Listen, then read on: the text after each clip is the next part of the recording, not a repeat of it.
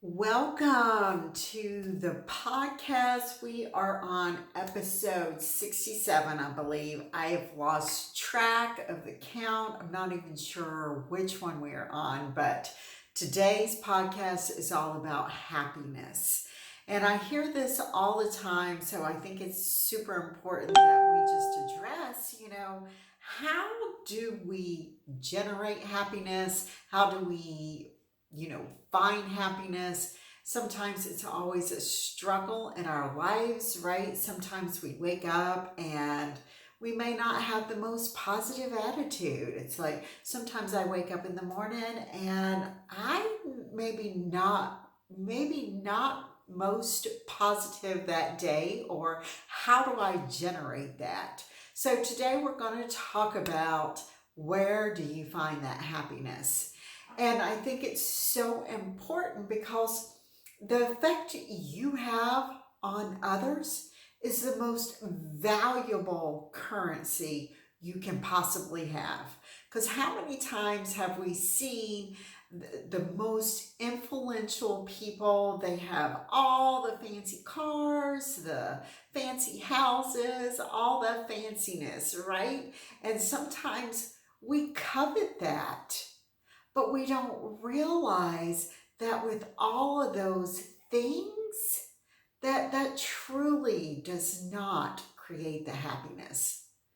The happiness generates from inside of you. And if you think about the power plant, okay, we think about the power plant. It doesn't have energy, it generates energy. And that's the same with your happiness. It comes from within you. It does not come externally. And until you fully embrace that, it's hard for us really to be happy. And happiness always comes also with us being really, really grateful for the things that we already have, being so appreciative for those blessings that we have. But I also want to make a point that, when sometimes we fall into that pit of depression, or we fall into that pit of anxiety, it's hard to make your way out of it, isn't it? And we think, we hear people say, "Oh, just have that positive attitude. Just think positivity."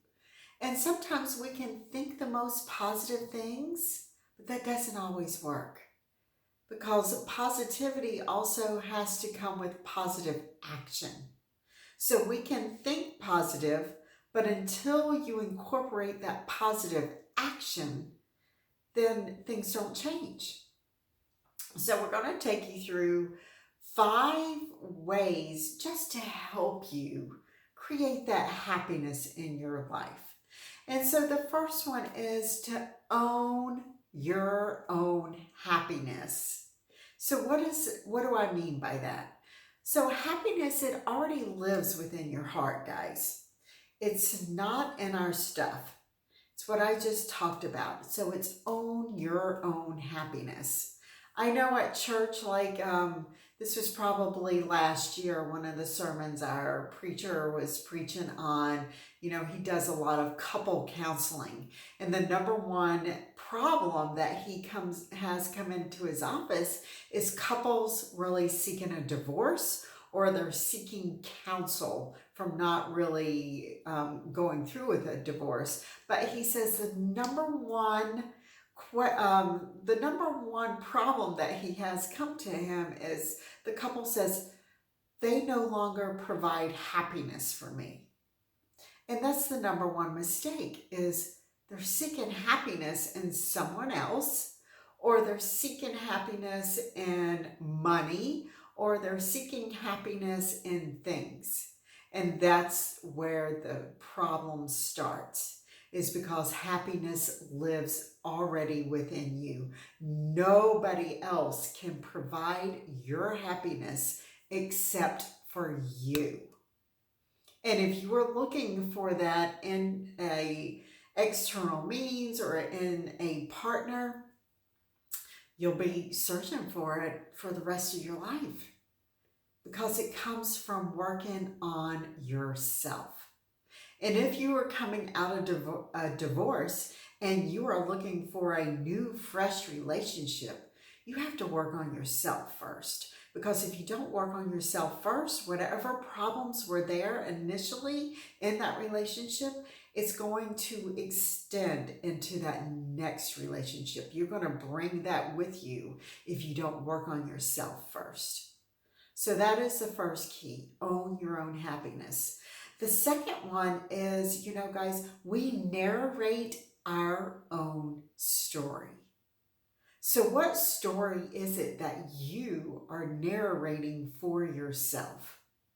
Are you walking past that mirror in the morning and you're just saying, I'm not good enough, I'm not pretty enough, I don't have what they have, I can't do what they do? Are you telling yourself a story that may not be the best story to narrate to yourself? Because you write your own script. So what script is it that you are writing? Change the way you talk to yourself. Because sometimes the way we talk to ourselves, we wouldn't talk to our best friends that way. So why are we saying that to ourselves? So change your story, change your script, change the way you talk to yourself, especially when you are looking at that person in the mirror. Change it to, I love myself. I have gifts and talents that God has instilled in me to make an impact on somebody else. I have a strong body. I have a strong mind. So change your script. And every day you say those things to yourself, it will change your story. Number 3 is enjoy the journey. Okay, I think I talk about this a lot, is that we never celebrate along the way of our journey. We're always looking to the destination, right? And we never celebrate our journey to get there. It's almost like, Earl Nightingale. If you remember Earl Nightingale, and some of his quotes is, one of his quotes says, if you studied just 1 hour a day in a specific area you want to grow in, you can be an expert in that area in 5 years with just studying 1 hour a day. Well, I took that journey also for myself, but I found myself in the beginning asking, how long will this take? How long will this take till I see a result? How long will it take me to get there? And it wasn't till about 2 years in that my kids started noticing a difference and telling me, Mom, you are not the person you were 5 years ago.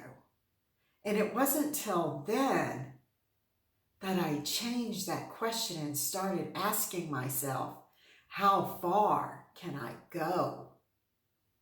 And it was because I had missed, just celebrating that journey of self-growth and transforming and inspiring and encouraging others, that I noticed like 2 years in, my transformation was already in the works. And so I want you to enjoy the journey as you go along that way to creating your happiness. Because if you do not see the value in yourself, no one else will see it.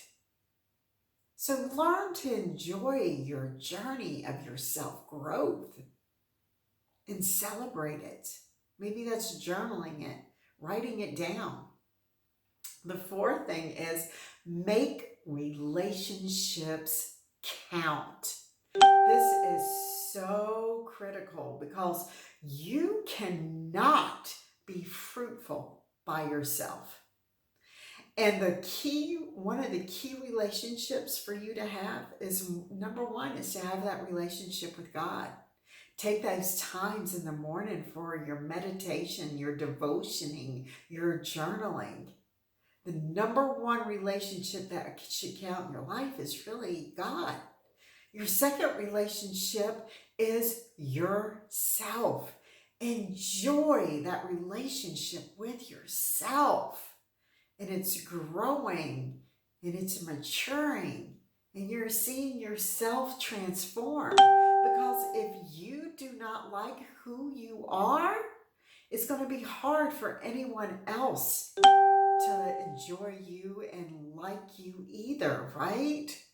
So it's making those relationships count. And when, people are drawn to you and they're drawn to your energy as well. So, it's that relationship with God, it's that relationship with yourself, and then it's your relationship with your kids, it's your relationship with your spouse. And of course, Ricky will always say, yes, I am that fourth one in line.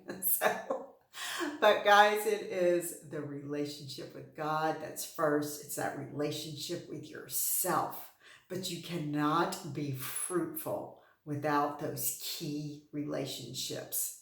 Because if you are all about drama, then you're going to draw the same of that in.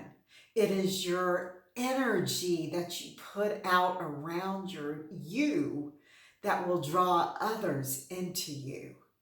And that helps create that happiness as well. And then the last one is balance work with play, because you cannot do all of only one of those and be successful. You don't have to be serious all the time. You can incorporate that fun in with work, but you cannot have all of one and be successful. So if you are so enthralled with your work and you're in work mode all the time, it's hard to be able to have that spark in anywhere else in your life if you don't incorporate that fun as well. And invite that funness into with your relationships as well. But remember, if you are all fun too without the work, then it really won't provide food for you to be able to eat either, right? So incorporate that work and fun balance. So when you are at work hard. But when you come home, have that fun time also with your family. It's so important. And I know I was with my parents this weekend, and they are growing a little bit older, and they're looking at the past fun that they have had in their lives, the fun experiences we have had as a family. And then they go on to talk about leaving, us with monetary things. And I said, you know what, Mom and Dad, you have the monetary things is not what you leave us with. What you have left us with is what you have placed within us. As your kids, you have placed just your wisdom, your knowledge, your faithfulness. That's what will make us succeed for the rest of our lives. It's not the monetary things that you have left us, but it's what you have left within us. The kindness, the human compassion we are to give others, that wealth of information, and also just the faithfulness and being faithful to our Christianity you have left us with. But that is what, family, that's what you leave your kids. It's not the monetary things. It's what you leave within you. I hope you have subscribed to this YouTube channel as well, but you have subscribed to my podcast, Fulfilled After 50, Or, I come to you every single week. It's either with me giving you some kind of inspiring words that have helped me in this season of my own life and growth, but I also bring you some guests every week. Next week, it's going to be an amazing guest I have coming on about speaking to you about being the confident woman, especially in this season of our lives as well. Hope you have a wonderful day. Say some kind words as you are out and about today, because just a smile on your face, guys, can change the way somebody's world is going today. Have a great day.